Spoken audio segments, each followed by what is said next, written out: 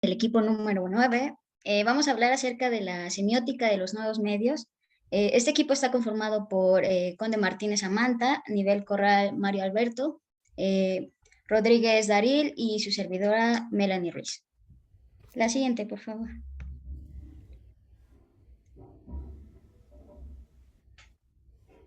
Bueno, el avance de la tecnología pues ha generado cambios significativos en la manera en que pues los seres humanos nos comunicamos e interactuamos a través de diferentes medios y con ayuda de diferentes recursos para desarrollar nuestras actividades.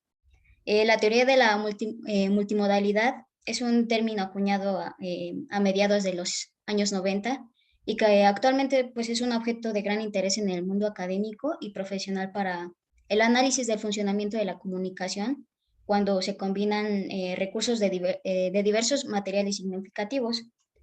Bueno, en esta exposición tenemos como objetivo exponer la anterior, por favor, los puntos esenciales de la teoría de la multimodalidad, sus conceptos claves y respectiva aplicación, algunas de las limitaciones a las que se enfrenta esta teoría, así como pues aprenderemos las implicaciones de la lectura de un texto multimodal y finalizaremos con un ejemplo práctico.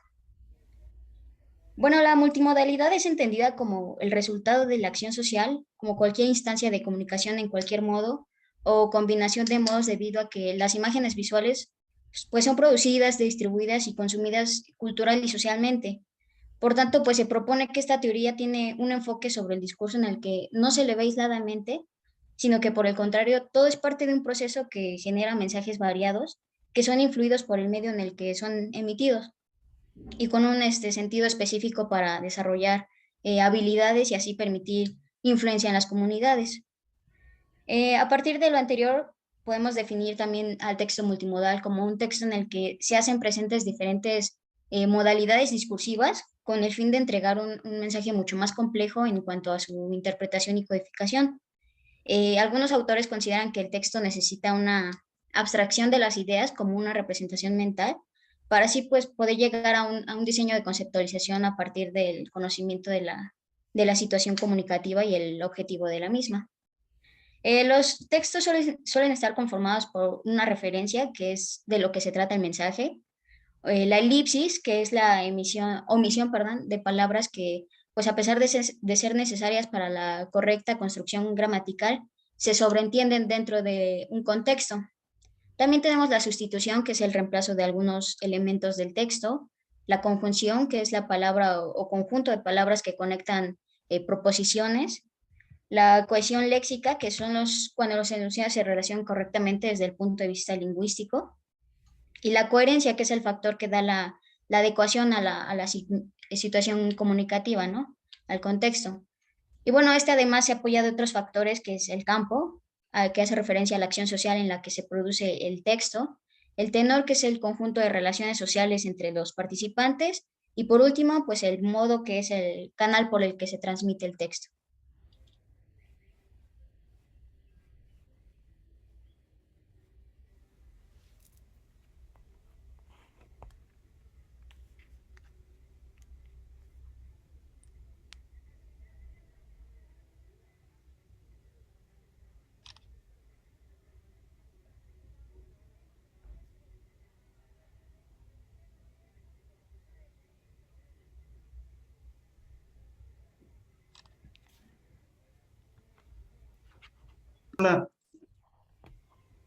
Que y articulamos para comunicar determinados significados. Los diversos modos semióticos están disponibles en una sociedad, como lo mencionaba el profe en el video que nos mostró, y en la cultura. Nosotros tenemos como un sistema, bueno, todos los individuos tenemos un sistema de signos con el que pues tratamos de dar significado y tratar de comunicar algo. También nos habla de los modos, que es un conjunto organizado y regularizado de recursos socialmente, culturalmente modelados para construir significados. Los modos se encuentran histórica y culturalmente situados y presentan el entendimiento compartido de sus características semióticas y materiales en un entorno específico. Bill Cobb y Mary Kalantzis identifican 6 modos, el modo escrito, el modo oral, el modo visual, el modo auditivo, el modo táctil y el modo gestual. El modo escrito lo conocemos, es pues la escritura a mano. También el modo oral pues es el habla, una grabación. El modo visual puede ser una imagen en movimiento. El modo auditivo, los sonidos, la música. El modo táctil, las sensaciones a través de la piel, frío, calor. El modo gestual, las muecas, los movimientos con las manos, los movimientos oculares. Van Leeuwen nos describe diferentes recursos semióticos y entre ellos identifica 4 principios semióticos que otorgan a la cohesión. El ritmo, que desempeña un papel crucial en tanto proporciona cohesión al desarrollo de los acontecimientos en el tiempo. La esencia del ritmo es la alternancia entre 2 polos opuestos de diferente intensidad, articulación o energía. El diálogo, que es la dinámica interaccional en los textos de cuya hechura participa más de un productor y en los que se registra una dinámica interactiva y dialogal, que puede ser en vivo, por ejemplo, una obra de teatro, y en directo o en modalidad virtual, por ejemplo, las redes sociales. La unión de la información es la conexión entre los temas informativos que existen en el texto, ya que estos establecen importantes relaciones entre sí para la producción del significado y las proporciones de información. La composición. Van Leeuwen analiza que de manera los diferentes modos semióticos se articulan en un espacio determinado, por ejemplo, en una página, en una pantalla, en un lienzo, en una plaza, un programa de televisión. Los elementos de los textos multimodales se equilibran sobre la base de su peso visual, que deriva de su prominencia perceptual y de una interacción completa entre factores como el tamaño relativo de los elementos, la nitidez de enfoque, el primer plano y plano de fondo. También nos dice que el espacio semiótico se descompone en 4 dimensiones duales, lo dado y lo nuevo.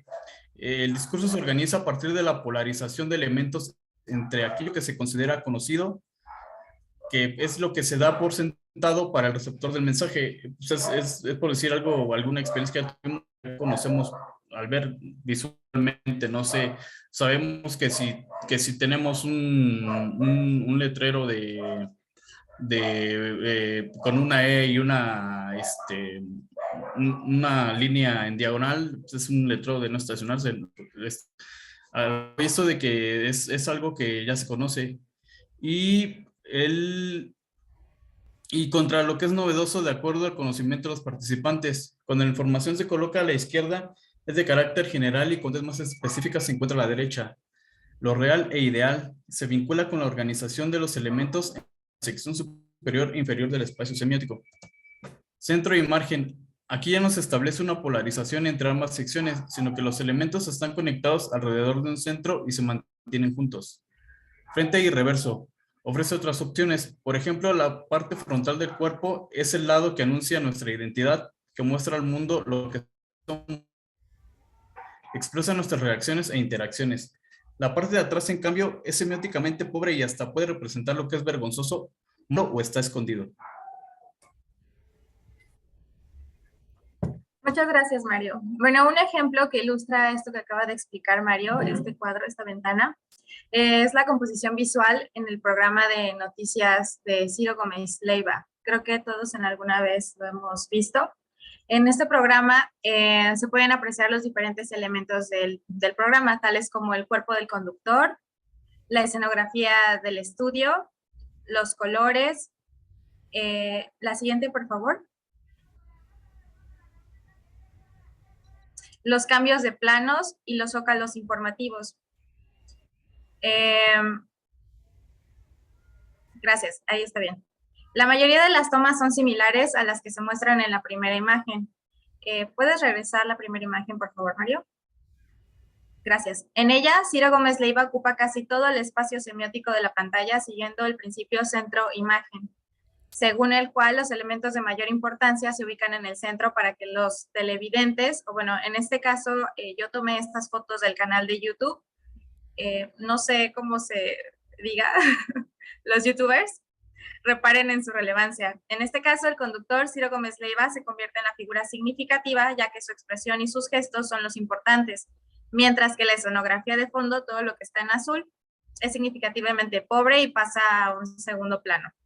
Sin embargo, la siguiente, por favor. La siguiente.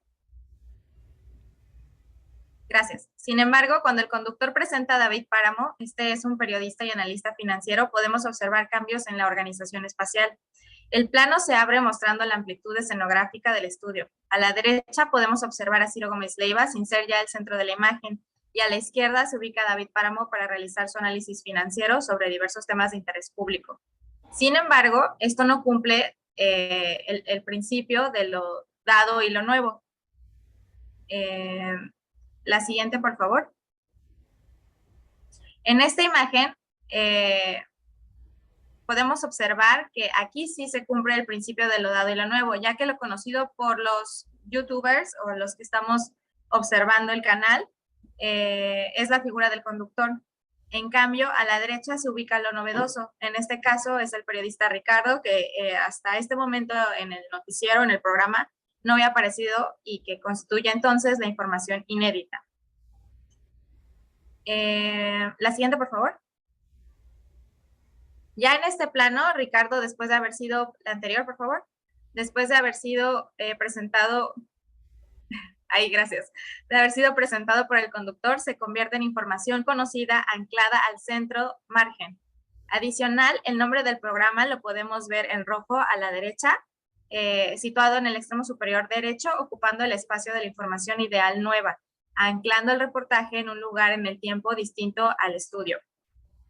Esta estructura para organizar la información es usual en los programas de noticias mexicanas, en lo que respecta a la presentación de datos, lugares, los logos de los canales y de los programas. ¿Podrías regresar una, por favor? ¿Otra? Una más. Gracias. En esta imagen notamos que en la parte inferior, lo que está en azul, en el margen real nuevo, se ubica lo transitorio. Algunos datos económicos, tales como el índice bursátil mexicano y el precio corriente del dólar con respecto al peso mexicano, se encuentran anclados en esta parte. La siguiente, por favor. La siguiente, hasta Twitter, por favor. Me gustaría mencionar un poco acerca de la unión de la información. La cohesión multimodal también se logra a través de la conexión entre los ítems informativos que existen en el texto. Como ya introdujo Mario al principio, para Van Leeuwen existen dos formas de relación entre materiales. Tenemos la elaboración y la extensión. La elaboración es un contenido agregado para reformular o anclar una pieza informativa, la cual se puede detallar, repetir en otro modo semiótico o englobar dentro de un panorama más extenso. En los textos multimodales se produce cuando un recurso modal se utiliza para especificar o explicar el significado de otro material modal diferente. Por ejemplo, este sería el caso de las captions o de lo que escribimos en las fotos de Instagram para aclarar verbalmente quién está en la fotografía. Y la extensión hace referencia a los materiales que brindan significados diferentes. Por eso la relación entre ellos no es de explicación o aclaración, sino de suma y contribución a la gestión de un sentido holístico, de un sentido integral. Por ejemplo, aquí también podríamos utilizar el mismo ejemplo de Instagram, pero ya con otra función, ya no para especificar que a lo mejor es el 10 de mayo y estoy subiendo una foto de mi mamá, sino yo estoy en la playa y pongo un caption de un comentario como de sol, playa y arena o algún lyric de alguna canción. Y aquí el modo verbal entonces interactuará con las imágenes. A partir de la conexión entre diversos ítems de información que pertenecen a modos distintos, los sujetos que interpretan los discursos pueden inferir y reconstruir sentidos muy diversos. Esto evidencia que las relaciones entre los segmentos informativos son multiinterpretables y pueden dar lugar a interpretaciones ambiguas. Por ejemplo, aquí tenemos el programa ABC América. Se establece un diálogo multimodal entre el programa y su audiencia a partir de la interacción virtual que posibilita la red social Twitter. Aquí se observa no solo la relación de ida y vuelta entre los productores y receptores de signos, sino también los procesos interpretativos que realiza la audiencia. La instancia interactiva y dialogal se promueve a través de una selección previa de tweets orientados a comentarios feos. Pues esta sección es los artistas o la figura pública de entretenimiento va a leer comentarios feos de usuarios que los productores realizan hacia una figura pública de entretenimiento. En este caso, en la captura de pantalla que aquí mostramos, se observa la interacción de tanto el usuario que conoce a esta figura pública y tiene una opinión acerca de él, y en tiempo real, en el estudio, la audiencia que reacciona a su vez a los gestos de este actor al leer estos mensajes poco agradables o incómodos y a los comentarios que se le van presentando. La siguiente, por favor. Las limitaciones de la teoría multimodal. Al encontrarse en una etapa temprana de desarrollo, la nomenclatura de sus conceptos aún no está fijada y existe una falta de unificación de criterios, producto de la diversidad de enfoques y de autores. Esto da como resultado categorías poco claras debido a las distintas denominaciones para una misma noción. Otra limitación que los autores encuentran es que para esta teoría el contexto sociocultural en el que se producen las prácticas comunicativas es fundamental.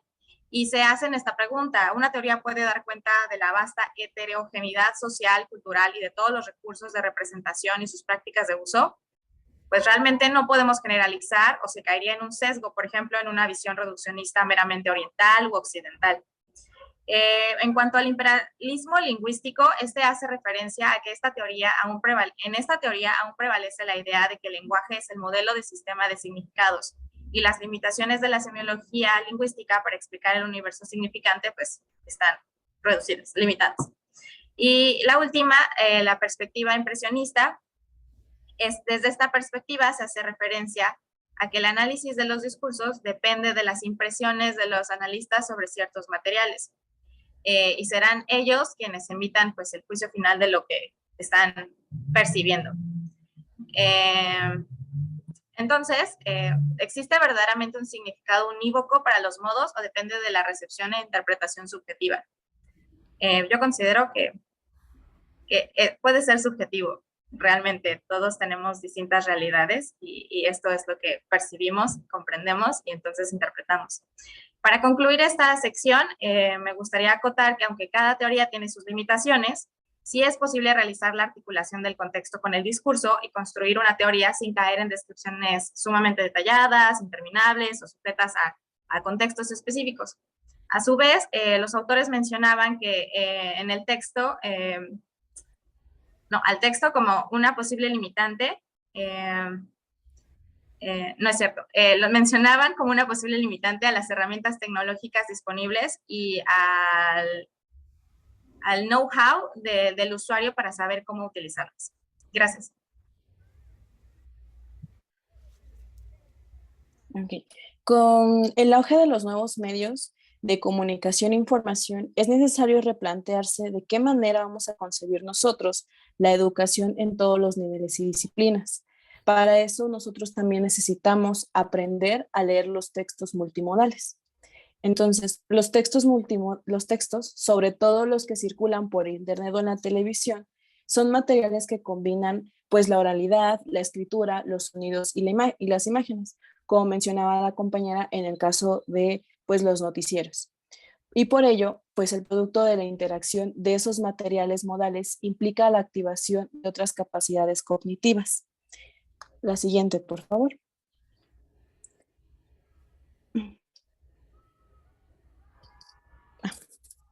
La siguiente, por favor.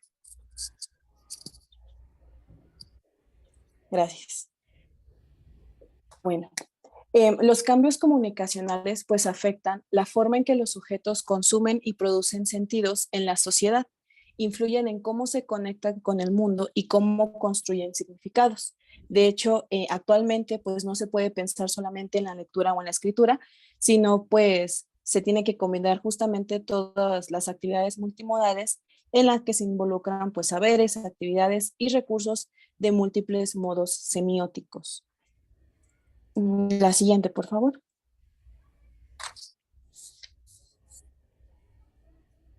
Gracias. La lógica visual de las pantallas contemporáneas no impone un solo punto de partida, sino que abarca una multiplicidad de entradas al texto en el que el lector tiene la tarea de encontrar y crear sendas de lectura multidireccionales. Es por eso que atendiendo a nuevos modelos de producir y comprender significados, aparece el concepto de multialfabetización. De hecho, hay que tener en cuenta que pues esto posibilitará reparar en otras potencialidades a los nuevos modos de producir y comprender significados. Y la multialfabetización pues se va a enfocar principalmente en 4 puntos. En apuntar el conocimiento de los diseños utilizados en las prácticas discursivas sociales, lo que implica un conocimiento de estructuras genéricas en las que se combinan de formas particulares los diversos modos semióticos. También va a promover el análisis y la interpretación de los textos multimodales para activar el desarrollo de las destrezas de la lectura e interpretación de múltiples prácticas comunicativas. Aquí pues no solamente nos enfrascamos en lo textual o en lo lingüístico, sino que interactuamos más. Un claro ejemplo pues es Facebook, Twitter y los nuevos medios comunicativos. También va a interpretar el contexto sociocultural en el que se inserta el material discursivo e identificar el aspecto ideológico de las producciones multimodales. De hecho, ahorita en la siguiente diapositiva, pues vamos a analizar cómo incluso algunos medios van a influir en cómo van a abordar ciertas noticias y cómo desde ahí pues hay una balanza o una apertura hacia ciertos lados discursivos. También pues esta multialfabetización pues va a incentivar a la producción de discursos y diseños multimodales originales a partir de la apropiación de modelos culturales. La siguiente, por favor. Gracias. La siguiente, gracias. Aquí, por ejemplo, pues tenemos que la disposición de los materiales y la relación entre los distintos modos semióticos pues no es ingenua, sino que responde a motivaciones ideológicas y sociales. La lectura abordaba hacia el contraste de estas 2 portadas de periódico. De hecho, es importante que lo que se va a tratar de decir pues va a abarcar principalmente la imagen y, y la forma en la que está abordada el discurso. Por ejemplo, en la primera aparece Match Point. Estos 2 periódicos pues hablaban de una ley en Argentina que pues afectaba para unos la libertad de expresión, pero por ejemplo para Página 12 pues no afectaba esta libertad de expresión.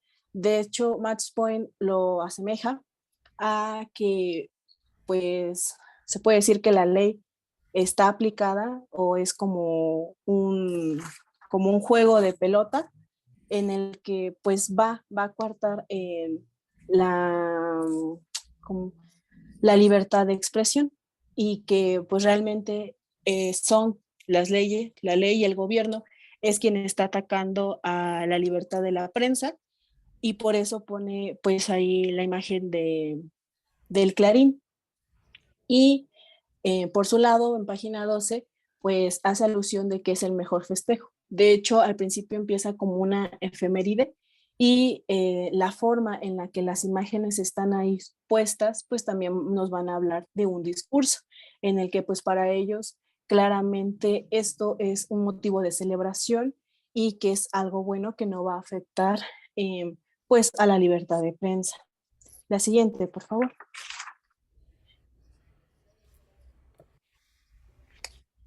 Tanto los medios oficialistas como los medios opositores se enfrentan siempre por y desde un discurso, intentando hegemonizar la opinión pública a través de los medios de comunicación de masas. Este es otro ejemplo. En el Clarín, pues pone ley de medios, la Corte falló a favor del gobierno. Entonces, desde cómo ellos utilizan, por ejemplo, la palabra falló a favor del gobierno, pues ya están reflejando una postura. En Página 12, que dice, no podemos tolerar que todo el derecho se convierta en derecho cautelar, y la forma en la que ponen a un personaje desde esa postura, desde una imposición, pero también desde un poder, pues también nos está diciendo algo.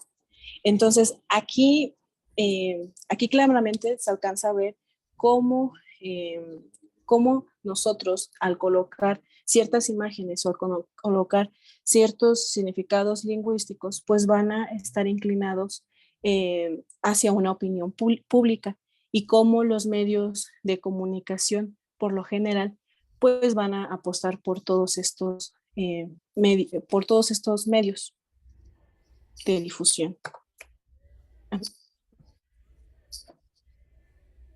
Listo. Gracias, Dari. La siguiente, por favor. Bueno, aquí tenemos un ejemplo práctico. Vamos a comenzar, como podemos ver en esta portada. Tenemos la interacción entre un primer y segundo plano, donde el primerísimo pues es representado por la figura de Bill Gates sobre un fondo, y es aquí donde encontramos otros elementos como la elipsis, que si se pueden dar cuenta está presente en el logo. Rolling Stone es una revista con un gran reconocimiento ya, y no hace falta que el nombre aparezca por completo o sea parcialmente tapado, como en este caso, para que identifiquemos que se trata de esta revista. En este caso, además de la interacción entre ese primer y segundo plano, la disposición de la información se maneja con esta organización de centro y márgenes. Pues claramente aquí podemos ver que la figura de Bill Gates, como tanto por la foto como por el titular, pues nos da ya la referencia de que es el personaje principal en esta edición de la revista y gran parte del contenido va a estar relacionado a él. También el hecho de que la figura del empresario esté en el centro, pues ocasiona que de alguna manera el espacio se divida en dos lados, que son acompañados por las orejas de la revista, que son estas pues noticias secundarias, y en el costado inferior izquierdo vemos en mayor tamaño el concepto de Bill Gates como el visionario más rico del mundo, reflejando así pues la dimensión de lo dado y lo nuevo. Se nos mencionaba en la lectura que regularmente la información en el lado izquierdo pues simbolizaba un carácter general, ¿no? En esta edición, que es de 2002, y bueno, precisamente Bill Gates mantenía este título y junto con ello, pues la concepción o la expectativa y atención que conllevaba ser el hombre más rico del mundo en aquel entonces. Incluso precisamente el nombre de este empresario, pues al ser tan conocido, puede ejemplificar un significante y un significado, ¿no? La mayoría lo conocemos o lo hemos escuchado mencionar, pero cada quien lo asociamos a algo diferente.